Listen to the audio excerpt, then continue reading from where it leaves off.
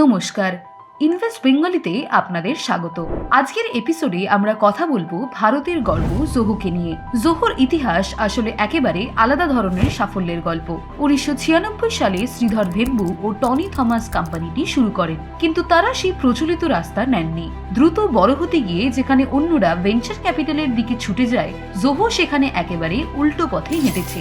নিজেদের মুনাফা থেকেই ব্যবসা চালিয়েছে, আর এই সিদ্ধান্ত জোহোকে স্বল্প সময়ের লাভের চিন্তা না করে একটি দীর্ঘমেয়াদী পরিকল্পনা নিয়ে কাজ করার সুযোগ দিয়েছে, যা তাদের আজকের বিশাল সফটওয়্যার কোম্পানি হয়ে ওঠার মূল কারণ। তবে এই পথ যে খুব সহজ ছিল এমন কিন্তু নয়। জোহোর প্রথম পণ্য নেটওয়ার্ক ম্যানেজমেন্ট সফটওয়্যার। ভালো চললেও 2001 সালে .com সংকটের সময় তারা সমস্যার সম্মুখীন হয়। সেই সময় অনেক প্রযুক্তি কোম্পানি বন্ধ হয়ে গেলেও জোহো টিকে ছিল, কারণ তাদের পরিচালন খরচ কম ছিল এবং তারা নিজেদের জমানো লাভ ধরে রেখেছিল। এই সংকটের ঠিক আগেই শ্রীধর ভেম্বু বড় অঙ্কের বিনিয়োগের প্রস্তাব ফিরিয়ে দিয়েছিলেন, যা তাদের এই পরিস্থিতিতে নিজেদের মতো সিদ্ধান্ত নিয়ে কোম্পানিকে রক্ষা করার স্বাধীনতা দেয়। এরপর তারা ম্যানেজ ইঞ্জিন নামে নতুন বিভাগ শুরু করে এবং ভবিষ্যতের কথা ভেবে 2005 সালে ক্লাউড ভিত্তিক অ্যাপ্লিকেশনের দিকে মনোযোগ দেয়। এই পরিবর্তন জোহোকে পরবর্তী সাফল্যে এগিয়ে নিয়ে যায়।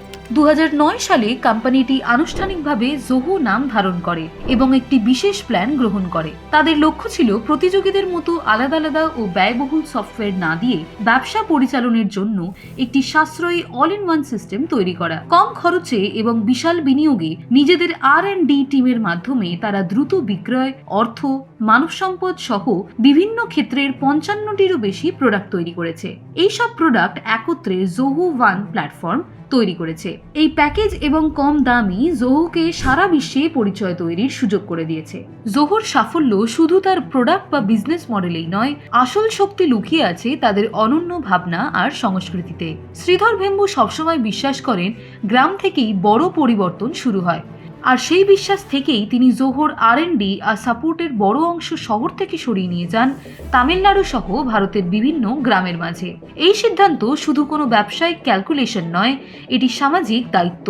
উদ্দেশ্য একটাই, যেখানে সুযোগ কম সেখানেই হাইটেক চাকরি তৈরি করা, লোকাল ইকোনমি বাড়ানো আর প্রমাণ করা বিশ্বমানের ট্যালেন্ট শুধুমাত্র শহরেই জন্মায় না। এরই এক দারুণ উদাহরণ হলো জোহো স্কুলস অফ লার্নিং, যেটি শুরু হয় 2005 সালে। এখানে গ্রামীণ বা সুবিধাবঞ্চিত পটভূমির ছেলে মেয়েদের বেছে নিয়ে 2 বছর ধরে হাতে কলমে প্রোগ্রামিং আর স্কিল ট্রেনিং দেওয়া হয়, একদম কলেজ সিস্টেমের বাইরে।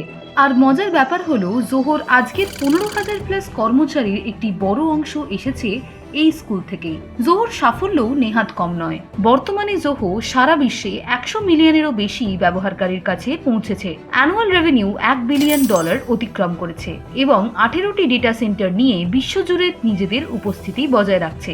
এটি ব্যবহারকারীর গোপনীয়তা ও ডেটা সুরক্ষার প্রতি প্রতিশ্রুতিবদ্ধ। বিজ্ঞাপন নির্ভর মডেল ব্যবহার না করা বা ব্যবহারকারীর তথ্য বিক্রি না করার সিদ্ধান্ত বিশ্বজুড়ে ব্যবসার কাছে এটিকে আরও বিশ্বাসযোগ্য করে তুলেছে।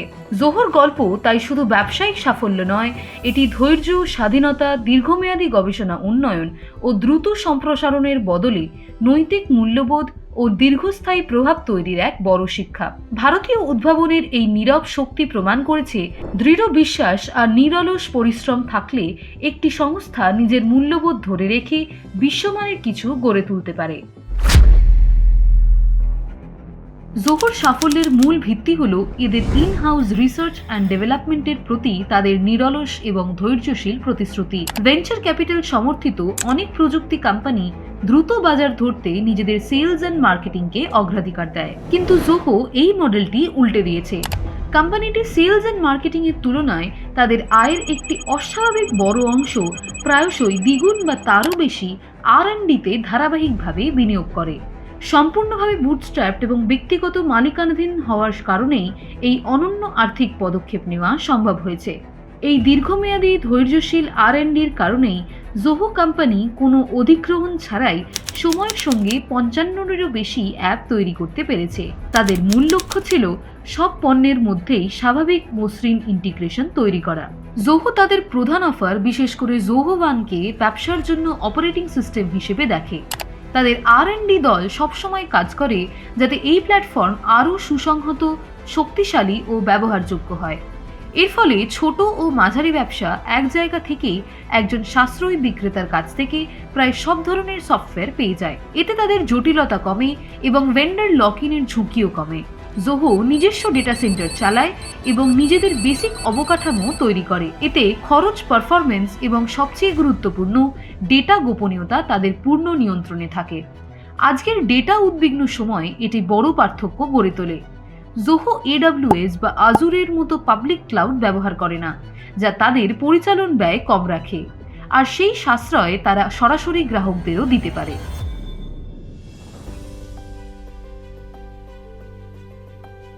জোহো স্কুলস অফ লার্নিং হলো জোহোর সবচেয়ে আলাদা এবং সামাজিকভাবে প্রভাবশালী উদ্যোগগুলির মধ্যে একটি। 2005 সালে শুরু হওয়া এই প্রোগ্রাম শ্রীধর ভেম্বুর বিশ্বাসকে তুলে ধরে যে প্রতিভা শুধু নামী বিশ্ববিদ্যালয়ই নয়, সাধারণ ছাত্রছাত্রীদের মধ্যেও থাকে। এটি প্রচলিত শিক্ষা ব্যবস্থার বাইরে গড়া একটি ইনহাউস প্রশিক্ষণ ব্যবস্থা, যেখানে জোহো কলেজে না যাওয়া হাই স্কুল পাশ করা তরুণদের নিয়োগ করে। এখানে নম্বর বা সার্টিফিকেট নয়, গুরুত্ব দেওয়া হয় তাদের যুক্তিবুদ্ধি, সমস্যা সমাধানের ক্ষমতা এবং শেখার আগ্রহকে। নির্বাচিত শিক্ষার্থীরা একটি কঠোর 2 বছর ব্যাপী পেইড অ্যাপ্রেন্টিসশিপ প্রোগ্রামের মধ্যে দিয়ে যায়। তাদের সরাসরি জোহোর প্রয়োজন অনুসারে প্রোগ্রামিং ল্যাঙ্গুয়েজ, সফটওয়্যার ডেভেলপমেন্ট পদ্ধতি এবং ডোমেন নির্দিষ্ট জ্ঞান শেখানো হয়। কোম্পানির ক্রমবর্ধমান প্রযুক্তিগত চাহিদা মেটাতে এই পাঠ্যক্রমটি ক্রমাগত আপডেট করা হয়। সফলভাবে এই প্রোগ্রাম শেষ করার পর এই শিক্ষার্থীরা সরাসরি জোহোর মধ্যে software developer, quality assurance engineer বা প্রোডাক্ট ম্যানেজার হিসেবে পূর্ণকালীন ভূমিকায় যোগ দেয়। বর্তমানে জোহোর বিশ্বব্যাপী কর্মীর একটি উল্লেখযোগ্য অংশ, যার মধ্যে অনেক সিনিয়র ইঞ্জিনিয়ার এবং প্রোডাক্ট লিডার রয়েছেন, এই ব্যবস্থার মাধ্যমেই এসেছেন।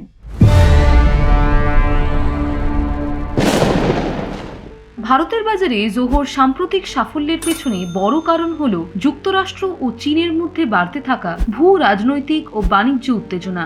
এই পরিস্থিতি ভারত সহ অনেক দেশকে তাদের প্রযুক্তিগত পরিকাঠামোয় ডিজিটাল সার্বভৌমত্ব এবং নিজস্ব প্রযুক্তির ওপর নির্ভরতা বাড়ানোর দিকে ঠেলে দিচ্ছে। ভারত সরকারের স্বদেশী টেক ও আত্মনির্ভর ভারত মিশনের সাথেও জোহোর পণ্য একেবারেই মানানসই, কারণ আমেরিকা ও চীন নিজেদের প্রযুক্তি প্ল্যাটফর্মকে ক্ষমতার অংশ হিসেবে ব্যবহার করছে।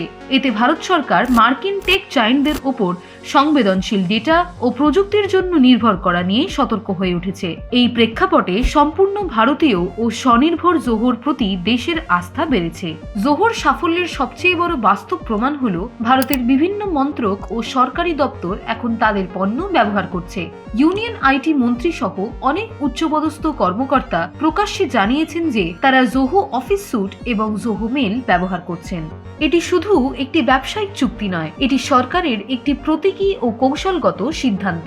10 লক্ষেরও বেশি সরকারি ইমেল অ্যাকাউন্ট জোহো মেলে স্থানান্তর করা হয়েছে, যা ভারতের নিজস্ব ডেটা সেন্টারে হোস্ট করা হয়। ফলে জাতীয় নিরাপত্তা, ডেটা সুরক্ষা ও ডেটা লোকালাইজেশন নিয়ে সরকারের উদ্বেগ সরাসরি সমাধান হয়েছে। পাশাপাশি জোহো অনেকদিন ধরেই বিজ্ঞাপন নির্ভর মডেল ব্যবহার করে না এবং ব্যবহারকারীর ডেটা বিক্রি করে না। যখন বিশ্বজুড়ে বড় টেক সংস্থাগুলি ডেটা গোপনীয়তা নিয়ে সমালোচনার মুখে, তখন ভারতের মাটিতে ডেটা হোস্টিং এবং ব্যবহারকারীর গোপনীয়তাকে অগ্রাধিকার দেওয়া এই নীতি জোহোকে ভারতীয় সরকার ও ব্যবসার কাছে আরও বিশ্বাসযোগ্য করে তুলেছে। মার্কিন যুক্তরাষ্ট্র সম্প্রতি ভারতীয় পণ্যের উপর যে শুল্ক বাড়িয়েছে, তা অনিচ্ছাকৃতভাবেই জোহোর মতো ভারতীয় প্রযুক্তি প্ল্যাটফর্মের প্রতি দেশীয় সমর্থন আরও বাড়িয়ে দিয়েছে। ভারত রাশিয়া থেকে তেল আমদানি করা বা অন্যান্য বাণিজ্যিক সিদ্ধান্তে নিজের অবস্থান ধরে রাখার কারণে যুক্তরাষ্ট্র শুল্ক ও বাণিজ্যিক নীতির মাধ্যমে চাপ দিচ্ছে। এর জবাবে ভারত সরকার ও বড় ব্যবসায়িক সংস্থাগুলি ডিজিটাল ক্ষেত্রে আত্মনির্ভর ভারত মিশনকে আরও দ্রুত এগিয়ে নিচ্ছে। এই উদ্যোগের মূল লক্ষ্য হল সংবেদনশীল ভারতীয় ডেটা বিদেশি, বিশেষ করে মার্কিন প্রযুক্তি সংস্থাগুলির সার্ভারে রেখে যেন ঝুঁকিতে না পড়ে। বিদেশি আইন বা নীতির পরিবর্তনের কারণে গুরুত্বপূর্ণ ডেটা বিপদে না পড়ে তা নিশ্চিত করতেই দেশীয় প্রযুক্তির ওপর জোর বাড়ানো হচ্ছে। ফেব্রুয়ারি 2025-এর হিসেব অনুযায়ী জোহোর আনুমানিক মূল্য হল 1,03,760 কোটি টাকা। এটি এর আগের মূল্যায়নের তুলনায় প্রায় 58% বেশি বৃদ্ধি নির্দেশ করে। অর্থবছর 2023-এ জোহোর পরিচালন রাজস্ব ছিল প্রায় 8,703 কোটি টাকা এবং এর নেট মুনাফা ছিল 2,800 কোটি টাকা, যা সংস্থার আরও লাভ নির্দেশ করে। অপরদিকে জোহোর ভবিষ্যতের ভিত্তি হল এর অনন্য ব্যবসায়িক মডেল এবং কয়েকটি মূল ক্ষেত্রে কৌশলগত মনোযোগ। এর প্রধান শক্তি হল 50টিরও বেশি অ্যাপ্লিকেশনের স্যুট, যা ব্যবহারকারীদের জন্য একটি ফুল স্ট্যাক সমাধান দেয়। জোহো প্রতিযোগীদের তুলনায় অনেক কম খরচে এন্টারপ্রাইজ গ্রেড সুবিধা দেয়, তাই ছোট ও মাঝারি ব্যবসার কাছে এটি বিশ্বজুড়ে খুবই জনপ্রিয়। তাদের নিজস্ব এআই সহকারী জিয়াকে সব পণ্যে ব্যবহারযোগ্য করে তোলাই এর প্রধান লক্ষ্য। আরও একটি বড় কৌশল হল প্রযুক্তিতে বৈচিত্র্য আনা, যেমন সেমিকন্ডাক্টর সহ ডিপ টেক খাতে বিনিয়োগ করা। ভৌগোলিক দিক থেকেও জোহো আলাদা পথ নিচ্ছে। বড় শহরের বদলে তারা বিশ্বের নানান দেশের ছোট ও গ্রামীণ অঞ্চলে তাদের অপারেশন এবং R&D কেন্দ্র তৈরি করছে। এতে খরচ যেমন কমে, তেমন নতুন প্রতিভা তৈরি হয় এবং গ্রামীণ অর্থনীতির উন্নয়নেও বড় ভূমিকা রাখে। জোহোর যাত্রা দ্রুত লাভের গল্প নয়, এটি ধৈর্য, স্বাধীনতা আর নৈতিকতার ওপর দাঁড়ানো একটি ব্যবসায়িক দর্শন। তারা ভেঞ্চার ক্যাপিটালে টাকা নেয়নি, বরং নিজেদের আয় থেকেই লাগাতার R&Dতে বিনিয়োগ করে 55টিরও বেশি অ্যাপসহ একটি অল ইন ওয়ান প্ল্যাটফর্ম তৈরি করেছে। এই সিদ্ধান্তই তাদের দীর্ঘমেয়াদে স্থায়িত্ব, বিশ্বাসযোগ্যতা এবং ডেটা গোপনীয়তার প্রতি শক্ত প্রতিশ্রুতি নিশ্চিত করেছে। তাহলে আজকের ভিডিও এই পর্যন্তই। এ ধরনের কন্টেন্ট প্রতি সপ্তাহে পেতে চাইলে সাবস্ক্রাইব করে রাখুন আমাদের চ্যানেল। নিচের বেল আইকনে ক্লিক করে রাখুন যাতে কোনো ভিডিও আপনি কখনো মিস না করেন। ভিডিওটি ভালো লাগলে লাইক, শেয়ার আর কমেন্ট করতে ভুলবেন না। সবাই ভালো থাকবেন। নমস্কার।